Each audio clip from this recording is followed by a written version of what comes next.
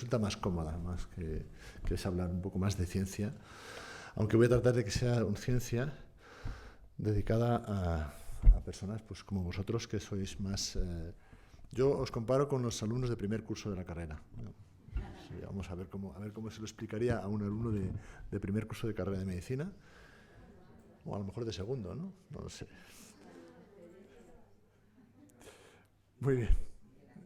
Antes no, bueno, el bachillerato ya lo hemos dejado atrás todo, ¿vale? Le voy a hablar de células CART.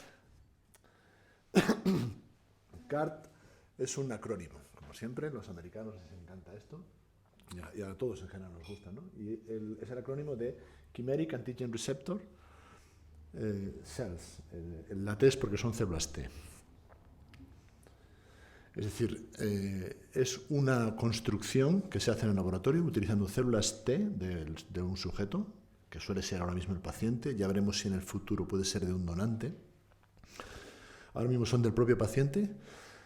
Lo que se hace es, mediante ingeniería genética, se les introduce una molécula nueva, distinta que no tenían, que es una molécula que está constituida por varios trozos de otras moléculas. Suelen ser 3 moléculas. Un trozo del receptor de la célula T, del que produce la señalización interna. En medio, un coestimulador, que es uno de los elementos que utilizan las células de la respuesta inmune para sobreactivarse. Y luego un receptor, que aquí lo que se utiliza es un trozo de una inmunoglobulina, generalmente. ¿Vale? Y generalmente hasta lo que tenemos ahora mismo es frente a un antígeno concreto, y hasta la fecha el más eficaz y el que tenemos aprobado y el que estamos utilizando todos es CD19, que es un antígeno que expresan las células de algunos tumores, para los que están aprobados. Bien, voy a explicaros un poquito también pues, lo que le haría a un estudiante de primero de carrera, pues cómo son los leucocitos, los glóbulos blancos que tenemos.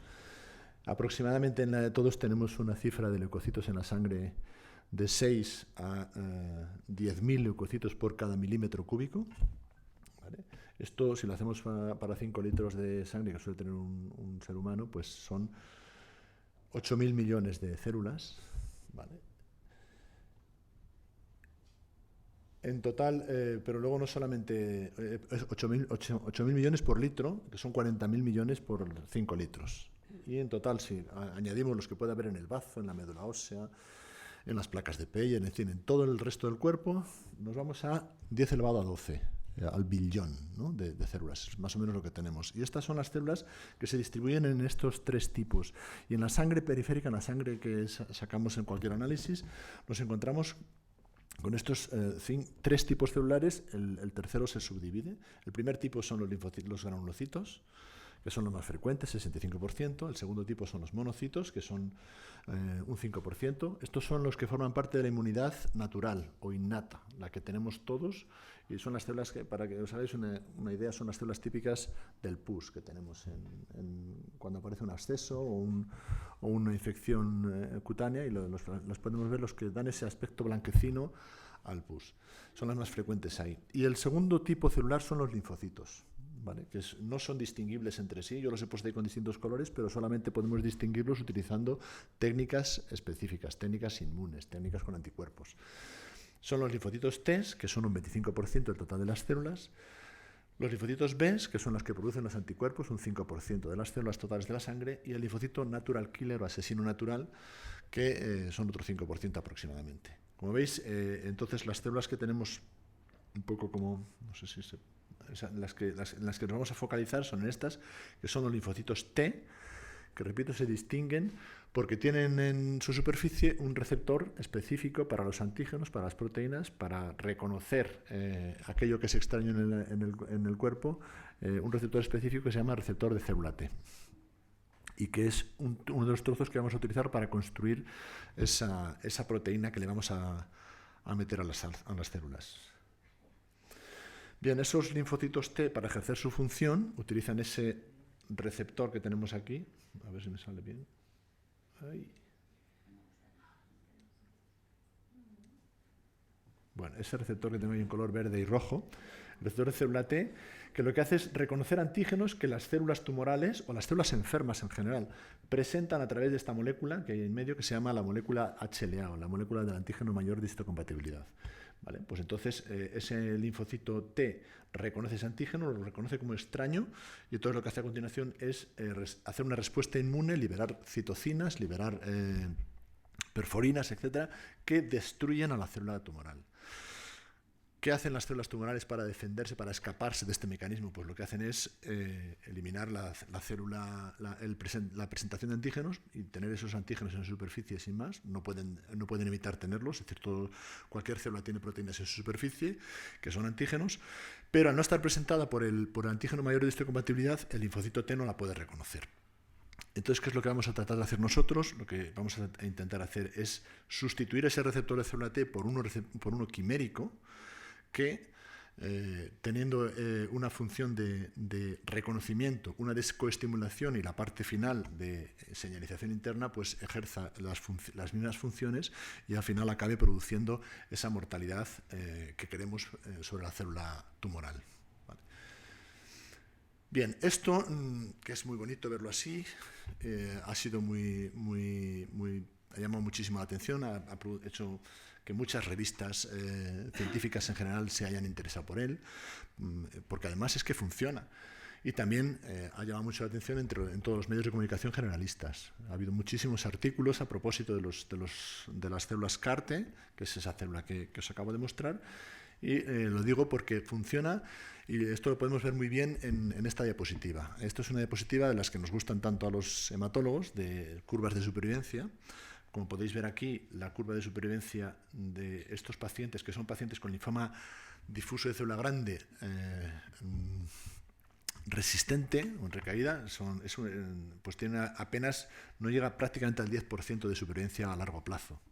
Es decir, prácticamente todos estos pacientes se acaban muriendo. Este es el famoso estudio Scholar One que nos dijo que realmente necesitábamos algo más para estos pacientes. Y en la parte de la derecha pues tenemos la supervivencia que llega al 40% cuando se tratan a estos pacientes con células CAR-T. Es decir, que es una metodología muy prometedora. No es un estudio randomizado, no podemos decirlo de forma absoluta, pero desde luego sí que es algo que nos llama la atención y algo que ha sido suficiente como para probar este tipo de tratamientos en la práctica diaria, y hoy ya los estamos usando. Y repito, es súper eficaz. Este es el caso más llamativo que hay. Es la primera niña que recibió un tratamiento con este tipo de células. Es una leucemia aguda linfoblástica. Esta diapositiva se me ha quedado vieja. Ya puedo decir que no lleva 7 años libre de cáncer, lleva ya 10 años libre de cáncer y ha sido capaz, no de correr una media maratón, pero sí de caminarla. Y hace una vida absolutamente normal. Con lo cual, realmente ha sido uno de los hitos de nuestra especialidad más llamativos. Y esto ha hecho que, ya repito, se hayan aprobado y hayan empezado a utilizarse. Para nuestra desgracia, como hematólogos, no ha sido reconocida como una terapia celular como tal, sino que ha sido reconocida como un fármaco. Y ha tenido que seguir toda la metodología que usan los fármacos. Nosotros hubiéramos preferido que se hubiera reconocido como una terapia celular, como la que hacemos con el trasplante halogénico de médula ósea, pero tenemos que lidiar con esta metodología. Es un fármaco y como tal se considera. Eso no le quita los problemas que tiene, de que sea un fármaco vivo y que tengamos que tener una metodología especial. No es como cualquier antibiótico, sí que tiene una regulación semejante, pero luego tiene además problemas metodológicos y técnicos muy importantes. Esto ha hecho que cada 2 por 3 tengamos que resolver algún problema. Pues es una terapia celular, es una terapia génica y utiliza ingeniería tisular, y entonces ha hecho que tengamos muchísimos problemas regulatorios, ha hecho que tengamos muchísimos problemas logísticos, económicos, puesto que es una metodología que es mucho más cara que la de los fármacos convencionales, tiene problemas éticos también, y por último, es una metodología que no es fácil de utilizar y hay que tener un entrenamiento adecuado para poder llevarla a cabo. Para que os hagáis una idea ya desde el punto de vista práctico qué es lo que hay que hacer con estos pacientes, pues realmente lo primero que hay que hacer es sacar esos linfocitos T que he comentado anteriormente. A ver si funciona esto bien. ¿Vale? Entonces, De la sangre de los pacientes se hace una aféresis y se sacan las células T. Se sacan todas, pero las que nos vamos a fijar son las células T. Estas células después se llevan a un laboratorio. Ahora mismo en Europa está el laboratorio fundamental. Hay uno en Frankfurt, el de Novartis, y hay otro en Ámsterdam, cerca de Ámsterdam, en el caso de Gilead o de Kite. Y en ese laboratorio lo que van a hacer es infectar las células con un virus que lleva la genética de ese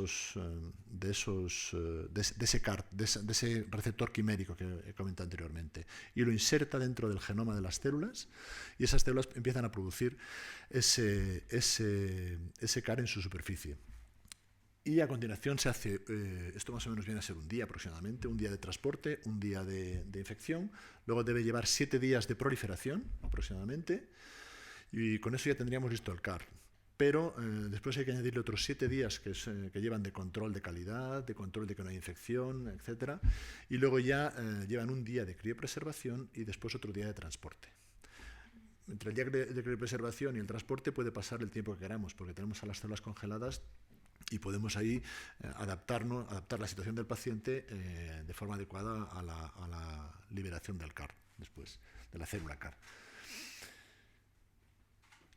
A continuación, esas células se devuelven al centro y en el centro, después de una preparación del paciente, pues se infunden esas células CAR, se descongelan y se infunden en el paciente. Esas células ya proliferan otra vez dentro del paciente y atacan a las células tumorales que tienen el antígeno para el que iba dirigido ese CAR. Esto no está exento de complicaciones, hay que tener un muy buen control de complicaciones. Afortunadamente cada vez sabemos más y cada vez las controlamos mejor, pero fundamentalmente son estas tres. El síndrome de liberación de citocinas, que para que os hagáis una idea es muy parecido a la fase grave del COVID, se parecen bastante, de hecho el tratamiento en algunas ocasiones es muy semejante. Los corticoides y el tocilizumab se usan en los dos casos para que os hagáis una idea. Hay también complicaciones neurológicas que a veces son muy graves, aunque generalmente son por fortuna poco frecuentes en ese nivel. Y luego las infecciones, que siempre las vamos a tener ahí porque lo que vamos a hacer es atacar células que tienen un antígeno, el CD19, que está presente en los linfocitos B normales también. Entonces vamos a producir una inmunosupresión de los pacientes bastante severa con esta metodología. Bien, los CAR-T afortunadamente son de esas pocas terapias génicas y terapias celulares que han conseguido avanzar. Aquí hay un montón de ellas que podéis ver que se quedaron por el camino y es importante tenerlo en cuenta. Es decir, esto ha sido una inversión tanto económica como en esfuerzos de pacientes y en esfuerzo científico que fracasó y afortunadamente los CARs sí que han seguido adelante. Sobre todo gracias a la aparición de dos CARs que después se han comercializado. Esto todo nació en la Universidad de Pensilvania gracias a este señor, el doctor June, y a continuación, y luego tenemos el que se hizo el CAR que compró después Novartis, que es Kymriah, y este es el otro CAR que está producido por Kite, que ha sido comprado por Gilead y que es el segundo, Yescarta. Los dos CARs comerciales que tenemos en nuestro país ahora mismo. Hay más que vienen por el camino, que están prácticamente probados. Uno de Celgene y otro de Janssen, más para linfoma, que son los que hay, y más que vienen por el camino para mieloma, que también están muy cerca de ser aprobados. El furor que ha causado esta metodología es bastante amplio. Esto es una diapositiva incluso ya vieja del año 2019, en el cual tenéis aquí todos los ensayos clínicos que había en el mundo para utilizar CAR-Ts. En total, podéis ver ahí 425 ensayos había en ese momento, la mayoría en Estados Unidos y China. En Europa había 38. De ellos había bastantes académicos, como podéis ver aquí, aproximadamente el 60% eran todavía académicos, o sea que era una cosa bastante, todavía, hasta la expansión todavía depende de la academia. Ya luego cuando pase a la fase de comercialización será un poquito mayor la participación de la industria, pero por ahora en ensayos clínicos, en el 2019 eran todavía casi todos, o la mayoría eran académicos. Y en Europa, pues esta era la situación. 8 totales y en España en concreto había ocho académicos, y en España había uno, que era el del Clínico de Barcelona con el ARI 001. Esto ha mejorado. Desgraciadamente la pandemia desde luego ha afectado, no se ha ido tan deprisa como se pretendía, pero bueno, ya estamos otra vez aquí, ya superamos ahora los 500 ensayos en el mundo, yo creo que los 600 si los contamos todos. En Europa hay 59 y en España hay 24 ahora mismo, 24 ensayos clínicos en marcha con CAR-Ts. De ellos hay 3 académicos, ¿vale? Que son el ARI 001 que sigue en marcha, el ARI 002 también del Clínico de Barcelona, que ya va para mieloma, y luego uno del San Pau con anti-CD30 para linfoma de Hodgkin que está también en marcha en estos momentos. Bueno, pues veremos qué da de todo esto. Desde luego, el futuro parece que se va a acabar imponiendo el traspaso de esta metodología a la industria farmacéutica. Y los CAR-T académicos pues deben seguir siendo o seguirán siendo de desarrollo. Ya veremos en qué queda todo esto. Bien, las dianas que se utilizan, afortunadamente en nuestra especialidad están muy claras. Afortunadamente podemos presumiblemente prescindir de algunas células que tengan ciertos antígenos comunes con los tumores. Por ejemplo, el típico es el CD19, el que os he comentado anteriormente. CD19 es una diana casi perfecta porque está en toda la diferenciación linfoide B, excepto en el final y en el principio, y todos los tumores que tengan este antígeno, que derivan de estas células, pues van a tener ese antígeno y van a ser susceptibles de tratamiento. También se están desarrollando algunos con anti-CD20, es la misma diana que el anticuerpo rituximab, y ahora mismo, pues para mieloma ha aparecido el BCMA y para el linfoma de Hodgkin ha aparecido el CD30. Todos estos antígenos son exclusivos de linfocitos B, que son los tumores más frecuentes. Utilizamos células T para atacar a linfocitos B.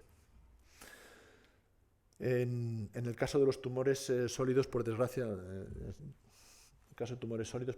no tenemos una diana tan buena, ¿vale? Entonces se están intentando utilizar dianas mixtas con varios antígenos para ver si podemos matar células con varios antígenos a la vez y dejar libres las que no tengan la combinación de antígenos. Esto es una cosa que todavía está en desarrollo y lo que está haciendo que se retrase el tratamiento de este tipo en tumores sólidos.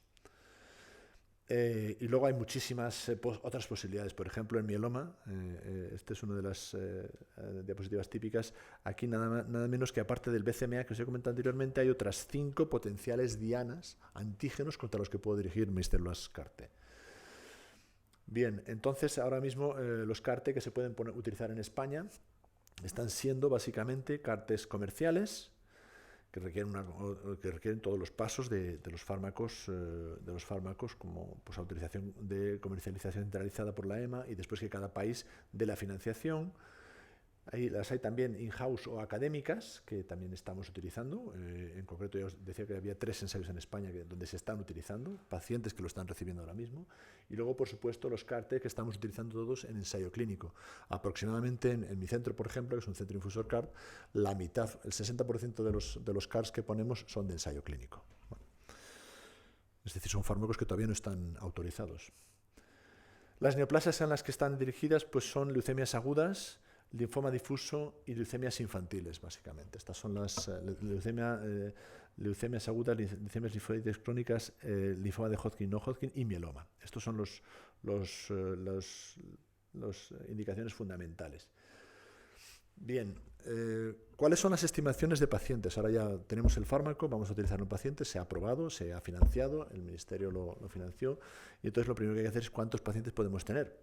En el caso de leucemia aguda linfoblástica, quiero recordaros que la leucemia aguda linfoblástica donde más frecuente es en los niños y es donde mejor pronóstico tiene. La mayoría de los niños, afortunadamente, se curan con tratamiento convencional y los que no se curan con tratamiento convencional tienen algunas oportunidades, como por ejemplo con trasplante halogénico o con terapias de segunda y tercera línea. Pero en este grupo de pacientes han venido los CARs a tratar de resolver el papelón que tenemos con un niño que no responde a nada. Y eso hace que el número de niños sea pequeño y hay que utilizar también en algunos adultos. El caso es que en total de leucemias que se piensa que hay en España, entre niños y adultos están en unas 641 aproximadamente. Y de ellas, pues la mayoría se curan en primera línea, en segunda línea nos quedaríamos con 96 y que puedan pasar ya a una tercera línea, pues 58. Estos son los cálculos que hizo el grupo Génesis en su momento. Nosotros creemos que puede haber un poco más, que el porcentaje puede ser superior, pero sobre todo el mayor porcentaje de pacientes tratables estaría entre los linfomas difusos de célula grande. En España se estima que cada año difuso de célula grande hay unos 2.300 linfomas. ¿Vale? Esto, repito, son datos del grupo Génesis. Y el número total de pacientes resistentes al final que podrían ser candidatos serían unos 490. En total, si los juntamos con los anteriores, 548 pacientes anuales, unos 46 casos por mes. Doy esta cifra porque es una cifra de referencia que se ha utilizado por el Ministerio, aunque estos datos nosotros creemos que son erróneos y que están infravalorando el número de pacientes, sobre todo porque el número de linfomas, 2.300, creemos que está muy por debajo de lo que en realidad se espera. Sobre todo si utilizamos la estadística norteamericana y la aplicamos en España, podrían ser unos 4.000 pacientes inicialmente y no 2.400. Bueno. Esto, por desgracia, en España no tenemos registros adecuados para poder decir cuántos pacientes podemos tener. Bueno, hay otras estimaciones, por ejemplo, utilizando estadísticas americanas trasladadas a España, pueden llegar con un nivel de penetración del 50% a 800 casos prácticamente, y si fuera del 80% serían 1.273 casos. Estos son estimaciones que no sabe uno muy bien cómo encajar después para nuestro país. El caso es que para tratar de abordar este problema, pues el Ministerio hizo un Plan Nacional de Terapias Avanzadas. Repito, es un medicamento muy costoso, es un medicamento difícil de manejar, difícil de producir. Entonces se designaron una serie de expertos, de grupo de expertos, para definir los criterios de qué centros podrían ser los designados para poder infundir estas células. Luego, un grupo de expertos para ver qué pacientes podrían ser candidatos, realmente para revisar los criterios. Cuando un médico dice, tengo un paciente que es candidato a un CAR, hay un panel de expertos que tiene que revisar que esa indicación es correcta y aprobarla. Y después otro grupo para optimizar la gestión farmacéutica de estos medicamentos, que esto está todo dentro del Ministerio. Todo ello basado en 3 principios que serían garantizar la equidad, asegurar la seguridad del paciente y dar la mejor eficiencia al tratamiento. Hubo 21 centros que solicitaron ser centros infusores y de ellos, pues al final se pusieron estos criterios que bueno, son discutibles, ha habido muchísimas discusiones al respecto, al final quedaron estos. Ahora mismo alguno de los criterios obligados no es absoluto, sino que por ejemplo, el número de trasplantes que había que hacer, pues no es tan obligado, basta que tengas o haber tenido experiencia con CARs, por ejemplo, con ensayos clínicos. Los grupos multidisciplinarios sí que son imprescindibles. El caso es que con esta puntuación se establece, con estos puntos que se pueden dar, se establece una clasificación entre los distintos centros, y cuando cuando esto se evaluó hace 2 años, casi 3 años, pues se determinaron estos 9 centros para adultos y 2 centros para niños. ¿Vale? 3 en Barcelona, el Clínico de Barcelona, Valdebrón y Santa Creu y Sant Pau, en Salamanca, en Madrid el Gregorio Marañón, la Fe y el Clínico de Valencia, el Virgen del Rocío de Sevilla, y se añadió el Hospital de Canarias por motivos básicamente geográficos. Luego además hubo 2 para niños que eran el Niño Jesús y el Sant Joan de Déu, aunque el Valdebrón también puede poner CAR-Ts en niños. Y quedaron algunos hospitales un poco de reserva, como por ejemplo La Paz en Madrid y Duran y Reynals y Germán Trias y Pujols en Barcelona. Hospitales un poco para tratar de mejorar la capacidad del sistema sanitario en caso de que fuera necesario. Bien, los aspectos que quedan todavía por resolver en este apartado son los costes, que sigue siendo muy elevado. 340.000 euros es más o menos lo que se ve. 340.000 para un CAR y 320.000 para otro, porque uno requiere hacer criopreservación en el centro y otro la hace la propia compañía farmacéutica. Y luego, bueno, pues hay muchísimos problemas en la parte precar, en la parte, es decir, Consulta y valoración, la aféresis, la terapia puente y la linfodepilación. Todavía tenemos que mejorar aspectos de la administración de los CARs, aunque esto quizás es en lo que más se ha avanzado. Cada vez se manejan mejor los CARs en los centros que lo utilizan. Y luego, ¿qué hacer con el paciente después del CAR? Si recae, cómo manejar las infecciones, etcétera. Esos son otros problemas que todavía están por mejorar para el futuro. Todo esto requiere la organización de una unidad CAR, que pongo el ejemplo de la nuestra para que se vea que es algo bastante complicado, y no solamente requiere todo esto que es del servicio de hematología, sino la combinación con muchas otras unidades, con la UCI, con neurología, con farmacia, cardiología, etcétera. Necesitamos realmente equipos multidisciplinares que sean capaces de afrontar eso. ¿Cómo han ido los CARs? Hace poco se emitió esto por parte del Ministerio, estos datos del Ministerio, que son aproximadamente, estas son las solicitudes de CARs que ha habido durante el año 2019 y 2020 y parte del 21. Evidentemente la pandemia nos ha afectado, pero esperábamos que hubiera mucho más. Como veis, la mediana de solicitudes está en torno a 19. Si recordáis, habíamos calculado que eran 46 con las previsiones más bajas que tenía el propio Ministerio.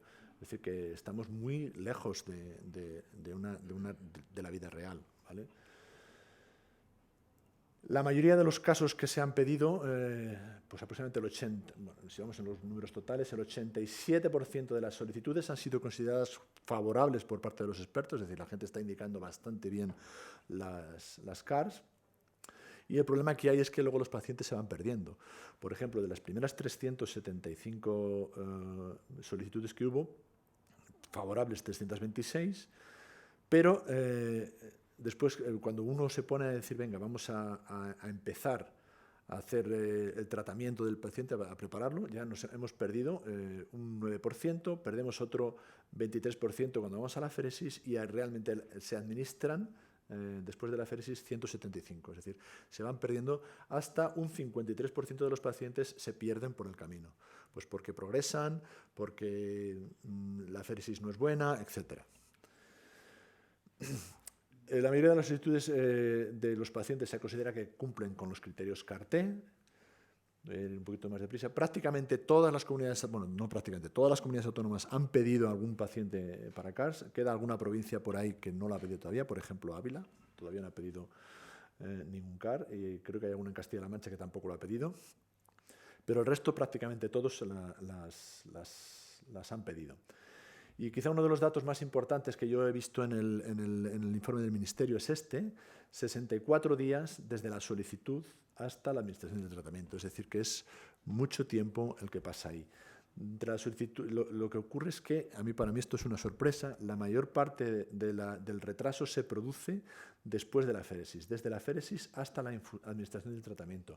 Teóricamente, solamente se cobran aquellos casos que se hacen antes de 28 días. Por lo tanto, aquí hay una pérdida de casos poco explicable, porque realmente las compañías están dando los fármacos prácticamente en el tiempo correcto. Y es una sorpresa, yo pensé que aquí también tardábamos mucho más de tener entre la solicitud y la aféresis, pues que había muchísimo más tiempo perdido, pero realmente cuando ya se hace, no hay una pérdida de tiempo tan exhaustiva. Bueno, y luego datos de eficacia. La verdad voy a comentar del Ministerio, pero que no me parece bueno porque creo que los resultados son muy malos, o sea, no muy malos, de muy poca calidad. O sea, del total de pacientes que se han hecho CAR en España, dicen que 117 y el 68% de los pacientes fallecen, 32 sobreviven. Dato absolutamente crudo que para nosotros los hematólogos que utilizamos curvas de supervivencia, pues un dato así de corte no nos sirve para nada. Y de hecho nos fiamos más de nuestros propios datos. Estos son los resultados que presentó el grupo español Geltamo. Hay otra presentación muy parecida del grupo español de trasplante hematopoyético. Es una población de pacientes semejante, esta es de 204 pacientes, ya veis que hay bastantes más que los que tiene el Ministerio. Y en el grupo GET presentó casi 250 pacientes, son datos que ahora se han mandado a publicar, y como podéis ver aquí, los datos que nos interesan, y que a mí más me interesan, es una comparación que se ha hecho. ¿Por qué aquí son menos pacientes? Porque aquí se han incluido solamente aquellos pacientes que cumplen criterios de muy mal pronóstico, lo que dije antes, criterios Scholar One, el del ensayo clínico, el del estudio clínico, que determinó que la mayoría de los pacientes con linfoma difuso de célula grande resistente, pues fallecen, decíamos casi un 90%. Pues aquí se ha hecho una cosa parecida, se han seleccionado el mismo número de pacientes. Estos son un poquito más modernos, no tienen tanto seguimiento y han sido tratados con nuevas estrategias. En rojo, digamos, los pacientes que han recibido tratamiento con terapia convencional, aproximadamente estamos hablando de un 20% de supervivencia a largo plazo, mientras que en CAR-T está casi por encima del 50%, 52%. Es decir, unos resultados que a nosotros nos estimulan mucho y nos parece que estamos haciendo bien las cosas y que son muy buenos resultados, tanto en supervivencia global, y esto es supervivencia libre de progresión. También mejoramos, es decir, estamos hablando de un 38% de pacientes que sobreviven libres de enfermedad a largo plazo. Estos son los resultados que tenemos hasta ahora. Creemos que tenemos que seguir avanzando por aquí y, por supuesto, los grupos de la Sociedad Española de Hematología y Hemoterapia seguirán trabajando en este aspecto, teniendo en cuenta que los resultados del Ministerio, pues, en fin, de momento no nos están dando una respuesta adecuada a todo lo que hacemos. Y algo que nos estimula todavía mucho más, y es, como podéis ver, los pacientes que hacen respuesta completa, los de la línea azul arriba, tiene una supervivencia excelente, por encima del 80%, algo que nos estimula más a tratar de conseguir que estos pacientes reciban el CAR en mejores condiciones y tengan una respuesta mejor, que es lo que creemos que va a favorecer la mejora de los resultados todavía más. Bien, esto ya simplemente lo dejo como final, serían los retos que nos quedan todavía. Acreditación y centros de dotación. Ahora mismo hay 9. Ha habido un nuevo llamamiento del Ministerio y se van a añadir algunos centros más, ¿vale? Ya veremos qué hay, sobre todo porque hay zonas geográficas de la geografía española que están muy perjudicadas, sobre todo el norte, por ejemplo, ¿no? La selección y derivación de pacientes, esto es otra cosa que tenemos que mejorar. Creemos que de la mediana de 19 hasta 46, el motivo de que se pierdan tantas solicitudes, de que no haya más solicitudes, no es que no haya pacientes, es que los médicos no lo piden. Creemos que no hay una buena concienciación por parte de los médicos y hay muchas dificultades para poder solicitar un CAR en España todavía, sobre todo en sitios donde no hay infusión de CAR. Luego, hay que optimizar, por esto nos obliga a hacer que los circuitos de aprobación mejoren y luego también tenemos que mejorar esa otra parte que dije anteriormente, desde la féresis hasta la infusión hay que mejorarla también y hacerla más deprisa, porque muchos pacientes progresan en ese punto y fallecen. Y por último, hay que hacer una coordinación todavía mejor entre los distintos servicios y los centros CAR para ofrecer de una forma más homogénea el CAR a todo el país y garantizar esas tres cosas que dije antes, la seguridad, la equidad y la eficacia de estos tratamientos. Y nada más. Muchas gracias. Muchas gracias, Ramón. Sí, podéis aplaudir. De todas maneras, bueno, os voy a pedir que os ajustéis a los tiempos y si necesitáis luego alguna presentación, yo os la hago llegar, ¿vale? Entonces vamos a comenzar con las preguntas. No sé si hay alguna pregunta. Tenéis que salir aquí al micro y daros el paseo.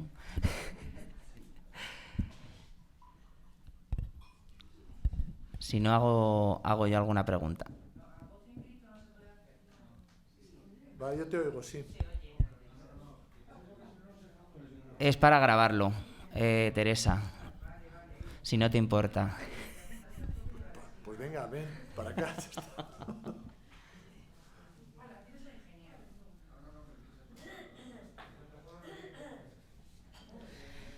Es por protocolo, Teresa. A ver, primero, es que además si no puedo seguir grabando, esto es un rollo, ¿eh? A ver, primero quería que me explicaras un poco mejor lo del Ministerio. O sea, los datos que da el Ministerio, los que tenéis vosotros, ¿qué está implicando? ¿Por qué esto no puede ser una terapia celular y pasa al mundo farmacéutico si eso nos va a salir más caro? Bueno, los datos del Ministerio, yo es que no sé dónde los han sacado. Seguramente los han sacado de Walter Med. ¿De? Walter Med, Ah, sí. que tiene cierto retraso. Sabemos que tiene cierto retraso en eso. Luego la otra cosa, esos datos del Ministerio están publicados, si no me equivoco, en marzo del 21, y eso quiere decir que están de más atrás. Supongo yo que el corte de datos, por así decirlo, sea de enero o de diciembre o algo así, o de diciembre del 20 o de enero del 21, y entonces luego ya tienen los datos para publicarlos en marzo del 21. Los datos que yo te he presentado son datos que presentó el Grupo Español de Mieloma y el Grupo Español de Trasplante Hematopoyético. Lo presentaron en el Congreso Americano, que fue en diciembre, con lo cual el corte de datos a lo mejor ha sido en septiembre, entonces a lo mejor por eso podría justificarse parte de ello. Y luego la otra cosa es que el Ministerio, yo no sé por qué, nos da una cifra cruda, que no vale para nada. Las cifras crudas, es decir, he hecho en trasplante, he hecho 1.500 trasplantes y se me han muerto 300 pacientes, eso no vale. Tienes que meter también la variable de tiempo, tienes que hacer una curva, que es lo que le decimos siempre. No vale para nada un dato de corte, hay que meter una curva de supervivencia. Y por eso nosotros, me parece muy bien que me digas que se ha muerto el 62% de los pacientes, pero yo de lo que me fío es de una curva de supervivencia que tengo más del 50% de los pacientes vivos. Y no creo que se hayan muerto tantos. Vale, me gustaría también, aparte de los condicionantes éticos, y ya me voy para allá, también, o sea, la parte de por qué no es una terapia celular, y esto va a quedar en manos de las farmacéuticas, que siempre, lógicamente, son empresas que quieren sacar pasta. Bueno, eso fue una decisión de la EMA, que en su momento dijo, esto es un medicamento. Bueno, estamos ahora mismo toda la parte administrativa de la sanidad está dominada por los farmacéuticos, y como farmacéuticos decidieron que eso era un fármaco y ya está. Y entonces los demás, esto es marco regulatorio, como suele decir, como se suele decir en la dirección general, y es marco regulatorio. El marco regulatorio dice que esto es un medicamento y punto. Entonces nosotros nos callamos. Y luego, por último, la parte ética. O sea, decías que había algunos condicionantes y uno de ellos era una parte ética. Dijiste, no sé por qué. Bueno, pues por todo lo que implica terapia génica, esto es terapia génica, pues tiene una cuestión especial. Los consentimientos informados se complican. Van a llegar supuestamente dentro de poco los CARs halogénicos de otra persona, con lo cual eso también tiene unas implicaciones éticas que hay que considerar. Y yo en las consideraciones éticas pues tengo la mía, y la general te fías de lo que hacen los comités éticos, que son los que están manejando este tipo de cosas, y te dicen qué tienes que hacer. Ellos son los que deciden qué parte es ético y qué parte no es ética. Ya no mandáis. Venga, me voy. Gracias, Teresa. Bueno, ella es Teresa Rubio, de Cadena SER. Os voy a pedir que os presentéis, ¿vale? Sonia Moreno, de Diario Médico. Yo tengo un par de preguntitas, Ramón, por favor. Una, si me puedes ahondar un poquito más en por qué se pierden tantos pacientes desde la aféresis al tratamiento, porque se supone que, según dicen las compañías, se cumplen bien los plazos de llegada de eso. Es que los pacientes están muy mal, en muy mal estado y ese fallecen. Es el motivo fundamental. Ese es el motivo fundamental. A ver, las compañías cumplen bien los plazos. En Estados Unidos la mediana son 17 días, lo que te acabo de contar, de un día de transporte, un día de infección, 7 días de proliferación, 7 días de control de calidad y un día de criopreservación y transporte, lo cumplen a rajatabla. Y lo cumple muy bien. Entonces yo cuando he visto ya varios papers donde esto se cumple, no solamente en ensayo clínico, sino también en vida real. Estamos hablando de Estados Unidos. En Europa, cuando se instauró, sobre todo en España, pues se dijo, bueno, pues hay que hacerlo con más tiempo. Por ejemplo, recuerdo que los primeros casos que se iban a Holanda, porque, por ejemplo, con el Yescarta, la criopreservación, tú mandas las células en fresco y se criopreservan en Holanda y luego se mandaban a Estados Unidos. Para ir desde Salamanca a Holanda iban en camión. Eso de entrada. Entonces ya te lleva un tiempo más. Y luego, bueno, pues se dan un margen mayor, pues porque las metodologías en Europa no son iguales. El caso es que las cosas han mejorado también desde que hicieron su fábrica en Holanda, y entonces ahora están cumpliendo bastante bien los famosos 28 días, ¿vale? Porque con el Ministerio se comprometieron a me parece que descarta 28 días y Kim Riaz en 30 días. Creo que esto es, no te lo digo con seguridad porque me bailan un poco las cifras. Y eso lo están cumpliendo bien y se puede cumplir bien, pero nos encontramos, fallos de producción que a veces aparecen. Eso parecía que iban a ser poco frecuentes, por lo que decían antes, pero no son infrecuentes, sobre todo porque las células de los pacientes no tienen buena calidad. Son pacientes que han recibido mucha quimioterapia, en Europa además más, en general, o sea, se da más caña, y entonces tenemos peores resultados en ese aspecto. Y el otro que también creemos, todo esto no está bien evaluado al 100%, pero bueno, el otro apartado es que el paciente progresa. Son pacientes muy malitos, en muchas ocasiones pacientes en líneas muy avanzadas de tratamiento, sobre todo ahora mismo.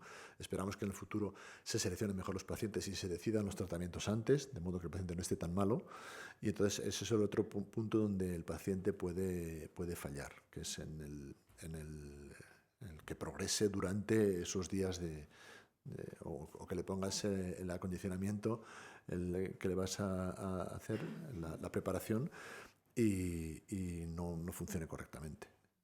Y luego otra un poco más técnica. Sonia, perdona, si te puedes acercar un poquito al micro. Sí, pero diciendo. otra un poquito más técnica, que a mí se me escapa.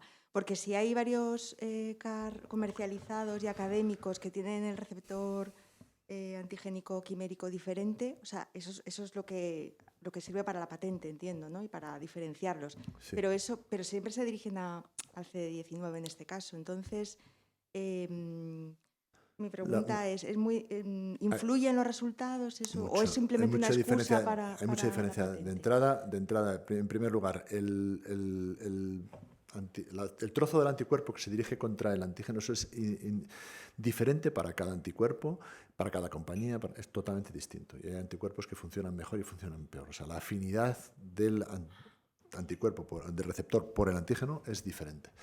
La molécula que meten en medio pues, es diferente también, y ahora se ha visto pues, que hay mejores y peores, que coestimulan más o coestimulan menos.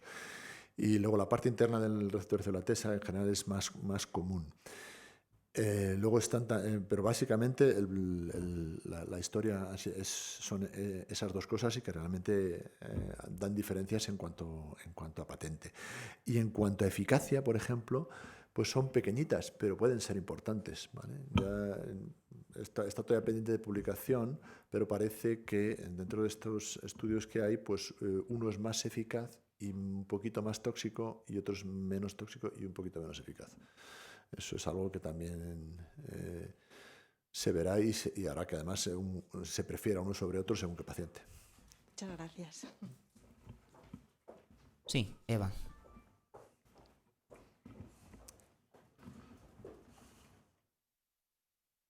Hola, buenos días. Buenos días. Soy Eva Salaver de Web Consultas.